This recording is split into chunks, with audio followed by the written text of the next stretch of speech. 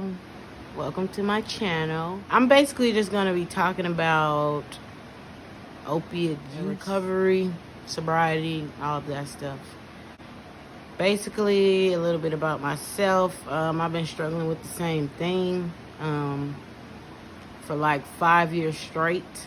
It's really been more like 10 to 15 years, but during those years before, I would be able to use and get off. Like, it wasn't a big deal. And plus, I got kids. I'm a mom of 4. So it just wasn't that bad. Like, if I get pregnant, I wasn't taking nothing. But after my last baby here, she's 5 now. And I basically been doing it every single day for 5 years. Don't miss a beat.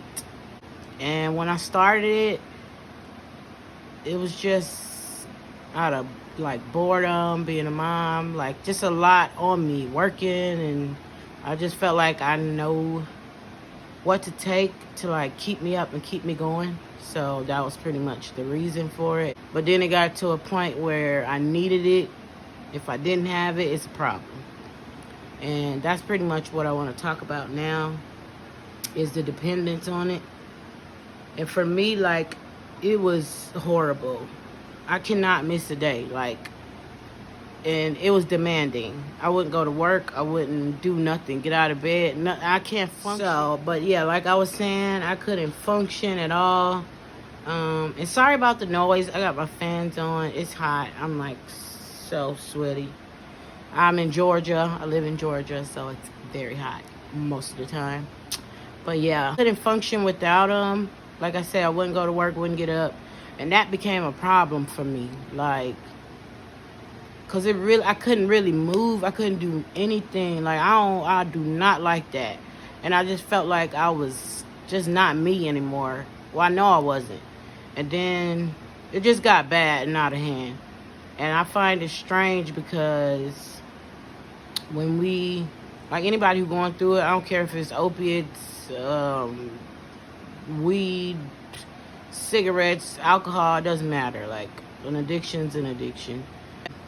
But yeah, it's like we start out, of course, sober, everything's great, whatever. We get bored, something bad happens or whatever. It's like you get on drugs or alcohol, and then when it's all said and done, you come right back to being sober. So anybody, especially like people who are young and haven't tried drugs or anything like that, don't. That's the main thing I could tell you. Just don't even start. You won't know nothing about it. You won't miss it because you ain't never tried it.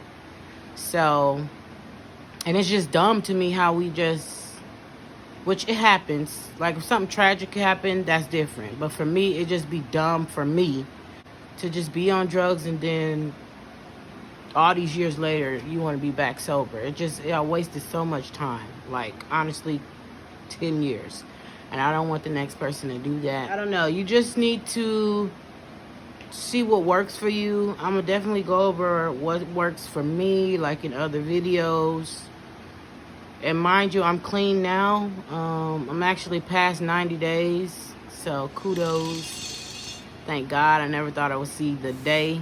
And I did a rapid detox.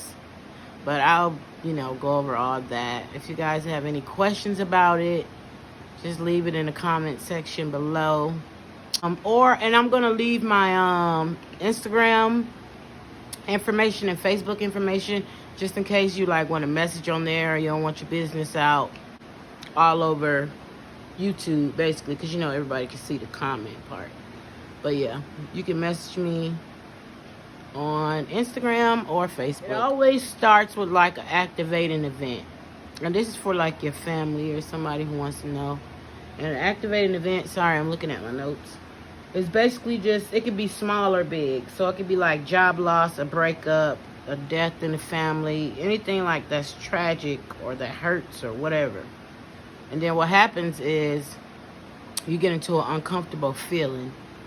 That could be like sadness, anger, insecurities, any of those feelings. And then what happens is you feel like you need to escape. And that's what creates the drug use, negative consequences, and that's an activating event, and it goes around and around. It's just a bad cycle. So if you're struggling with addiction and you want to get clean, just pretty much, you got to put it in your head that you committed to getting clean. Like, that's the bottom line. When I tried to do it for my kids, even that wasn't enough. I tried to do it for my husband, my family, wasn't enough. Like, you got to do it for you, and you know when you're done. Like, you just got to know.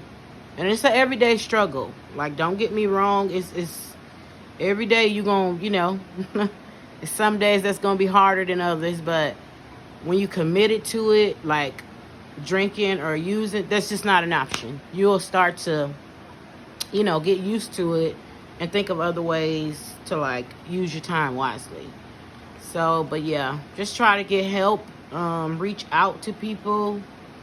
I mean, you can reach out to people literally on social media, anywhere. Instagram, YouTube, Snapchat, sometimes I use. There's sober apps you can use. But just hang in there. And I'm going to keep encouraging you, myself, and anybody else. Because it does get better with time. And things go back to normal, you know. I know that's a big question people ask. And I'll go more into detail about that in a later video. But you'll get back right. But anyways, good luck to everybody. And I wish you well on your journey. And I will be here rooting for you. Bye. Of course she was sad, but now she's glad she dodged a bullet. Took a few years to soak up the tears, but look at her now.